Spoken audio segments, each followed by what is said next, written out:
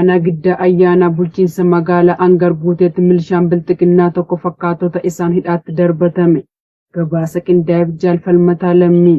Godina Bahaa Wallaggaa Aanaa Giddaa ayyaana bulchiinsa magaalaa Angar guuteetti milishaan bilxiqinnaa tokko kaabinootaan hidhaatti darbatamee dararamaa jiraachuun maddeen har'aata biyyoolessa Oromiyaatti himan. Kaabinoonni bilxiqinnaa milishaa maqaan isaa Fiqaaduu Amanuu jedhamu bitootessa 28/2026 meeshaa waraanaa kee fidi jechuun irraa hiikanii milishaa biraa harka duwwaa deemutti dhuuf yoo jedhan meeshaa koo hin kennu waliin nan du'a waan jedheef hidhaatti darbachuu jiraattonni magaalichaa eeranii jiru.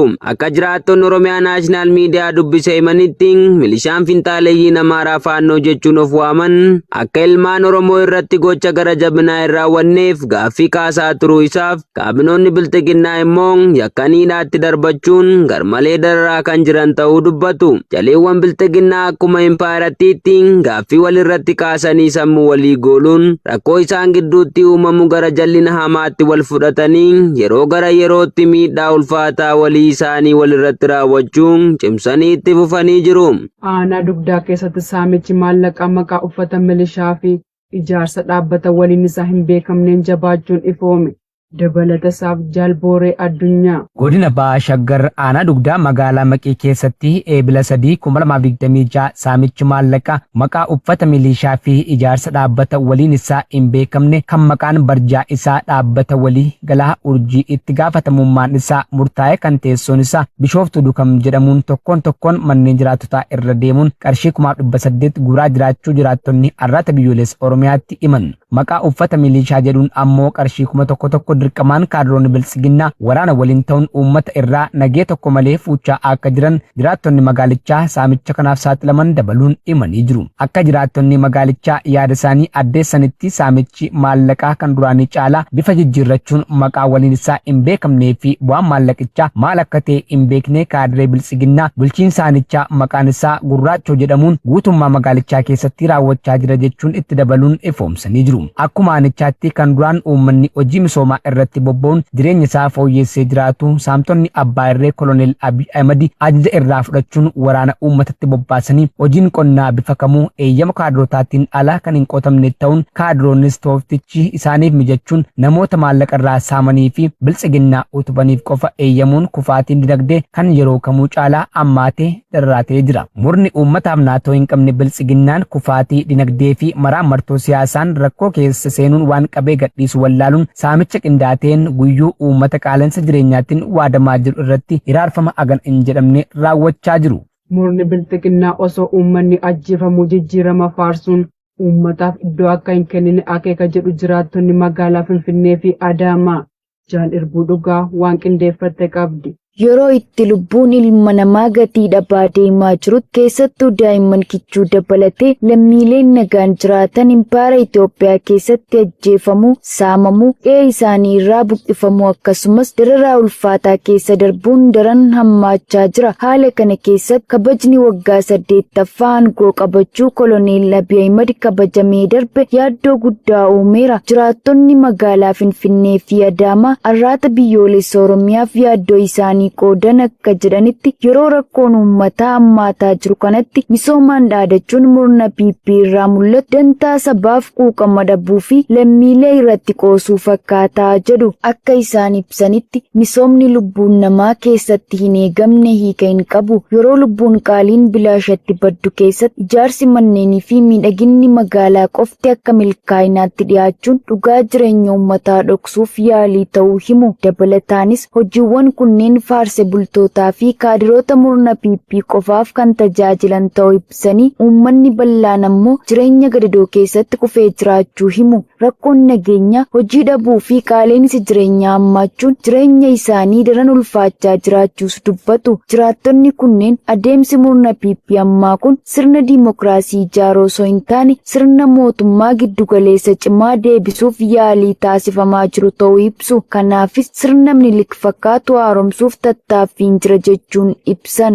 Aanaa Shaallaa keessatti caasaan milishaa bilxiginnaa tokko ofuma isaatiin haadha isaa mana isaa gubsiisuu fi ergamtoonni bilxiginnaa caasaa milishaa ijaaraa jechuun uummata rakkisaa jiraachuun dhaga'ame.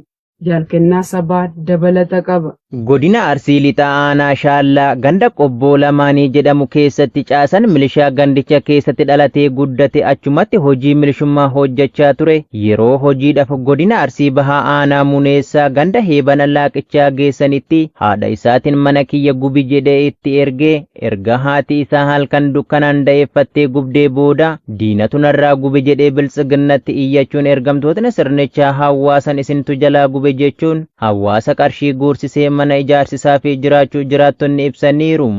Akka jiraattonni jedhanitti manni milishaa kanaa dullooma fi jiguu kan ga'e yoo ta'u akka kan biraa ijaaramuuf yaada itti qabsiisuun akka tooftaatti loltoota biraatiifis himaa jiraachuun maddeen ifoomsaniiru. Kana malees gandicha keessatti garee irraa milishaan namni shan jiraachuu qaba jechuun humnaan namoota milishaa akka isaan gochuu danda'an dirqama warroota gandicha of harkaa qabanitti kennuun namoota adamsiisaa jiraachuus dabalataan maddeen har'aata biyyoolessa Oromiyaatti himanii jiru. Oduu biroon immoo gandichuma keessatti ergamtootni biltsiginnaa kunniin caasaalee gandaaf lafa qotaa midhaan facaasaa fi akkasumas maatii isaaniitiif maallaqa funaanaa jechuun hawaasa rakkisaa kan jiran ta'uu fi maqaa garaa itti moggaasuun garee tokko irraa qarshii 20,000 guuraa jechuun hawaasa rakkisaa jiraachuu jiraattonni ifoomsaniiru. Namoota waan kaffalan dhaban mana hidhaatti guuraa qabeenya isaanii guutus galii godhaa jechuun murnichi caasaalee gandaatti qajeelfama dabarsee uummata rakkisaa jiraachuus jiraattonni dabalataan eeranii jiru. Siiriyaan ajjechaa Israa'el Kuneetiyaa keessatti nama nagaa irratti raawwatte seera addunyaa cabsuudha jechuun qeeqte. Guutuu gabaasichaaf Jaalamansiis Kaayyoo. Ministeerri dhimma alaa Siriyaa humnoonni Israa'el kibba Siriyaa baadiyyaa Kuneetiraa keessatti dargaggeessa tokko ajjeesuun isaanii seera namummaa idil addunyaa ifatti cabsu jedhuun qeeqee jira. Ministeerichi jimaata kaleessaa akka jedhetti yakka humnoonni dhuunfataa Israa'el ganda Alza'aaruraa keessatti raawwatan cimsee balaaleffateera. Lubbuun nama nagaa tokko du'eera jedheera. Seera namummaa idil addunyaa ifatti cabsu imaammata weeraraa itti fufee jiru kan lammiilee nagaa irratti xiyyeeffatee fi lubbuu isaanii balaadhaaf saaxilu calaqqisiise jedhuun ibsee jira. Ministeerichi hawaasni addunyaa itti gaafatamummaa seeraa fi namummaa isaa akka fudhatuu fi sarbamiinsa irra deebiin raawwatamu kan dhaabuuf tarkaanfii hatattamaa akka fudhatus gaafatee jira. Chaanaaleen oduu Arabiyaa Siriyaa kan mootummaa bulchuu jimaata kaleessaa akka gabaasetti humnoonni Israa'el Alza'aaruraa keessatti konkolaataa qolataan qabu irratti xiyyeeffachuun dargaggeessi tokko ajjeefamuu isaas gabaasee jira. Kana malees humnoonni Israa'el jimaata darbee gara kibba baadiyyaa Kuneetiraatti tarkaanfachuun danqaa lafaa dhaabuun daandii afur cufuu isaanii chaanaaleen oduu Arabiyaa Siriyaa gabaasee jira. Hiriira deeggarsa hidhamtoota Falastiin naannoo Siriyaa hedduu keessatti keessumaa bulchiinsa kibba daraa fi Kuneetiraa keessatti mormiin guyyaa sadaffaa walitti aansuun itti fufee jiruun wal sima. Waboon zoonii kibbaa aanaalee garaagaraa keessatti tarkaanfii ilaalessaa diina irratti fudhachuu beeksise. Irree fi wanteensa Oromoo waboon zoonii kibbaa godina Gujii Lixaa keessatti tarkaanfii ilaalessaa fudhachaa jiraachuu hoogganaan waraana bilisummaa Oromoo zoonichaa beeksise. Akkuma kanaan godina Gujii Lixaa aanaa Qarcaa ganda Erguu Abbayyii jedhamu keessatti gaafa bitootessa 10,2026 tarkaanfii ilaalessaa fudhateen diina hedduu du'aa fi madoon adabuun injifannoo cululuqaa gonfachuu beeksisee jira. Tarkaanfii waraana murnamaa fi APP irratti fudhatame kanaan loltoota 34 battalatti yommuu ajjeesu 17 ammoo madoo cimtuudhaan hadabee injifannoo boonsaa galmeessee jira. Bifuma wal fakkaatuun godinichuma aanaa Sorroo Barguddaa gandoota akka Waleenaa Bokossaa Medhiiba Barguddaa fi Diidolee Harraa keessaas ari'ee baasuudhaan bakkoota kanneen to'annoo waraana bilisummaa Oromoo jala oolchee jira. Leencichi abdiin sababa bal'aa tarkaanfii ergamtuu diinaa irratti fudhatu cimsee ittuma fufuun aanaa galaanaa gandoota akka Ceekataa Dangoo fi Baarrittii keessaas loltoota faashistii PP ari'ee baasuun hedduu du'aa fi madoon yoo adabu hojjetaa bulchiinsaa fi nageenya gandichaa kan ta'e kan ilmaan Oromoo hedduu humnaan gara dirree waraanaatti guuraa tures jiraatti harkaan qabee jira.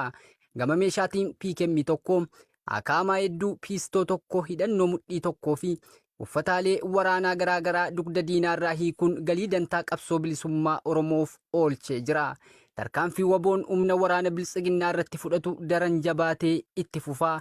Injifannoon uummata Oromoo. Waboon zoonii lixaa aanaa Haroo Limmuutti loltoota faashistii biltsiginnaa irratti tarkaanfii fudhachuun du'aa fi madoon adabee kaanis harkaan qabuun meeshaa waraanaa irraa hiikkate. Irree fi gaachanni sabaa gootichi waraana bilisummaa Oromoo taalee Oromiyaa cufa keessatti loltoota faashistii biltsiginnaa ajaja koloneel Abiyyi Ahimadiin hawaasa meeshaa maleessa dararuuf bobbaafamte irratti tarkaanfii guggubduu fudhachaa jiru cimsee itti fufuun godina Bahaa Wallaggaa aanaa Haroo Limmuu magaalaa Haroo keessatti injifannoo boonsaa galmeessee jira. Haaluma kanaan mootummaan har'a eebila 4/2026 saafeffatee itti seenuun baaruda itti olee rasaasaan macheessuun haleellaa rifachiisaa loltoota Abiyyi Ahmed irratti baneen magaalicha keessa ari'ee kurkursuun loltoota lakkoofsaan hedduu ta'an rasaasaan gombisee battalatti yoo ajjeesu hedduu immoo madoo dandammii hin qabneen adabee loltuu tokkommoo harkaan qabuun booji'ee irree gootummaa isaa diina irratti agarsiisee jira. Abdiin saba cunqurfamaa waboon tarkaanfii laalessaa bakkichatti fudhatetti milkaa'uun qawwee AKM-6 hidhannoo 3 fi qophiilee waraanaa hedduu dugda isheerraa hiikuun galii mooraa qabsoo bilisummaa Oromoof godhee injifannoo cululuqaa galmeessee jiraachuu gabaasni har'aata biyyoolessa Oromiyaa qaqqabe ni ifoomsa.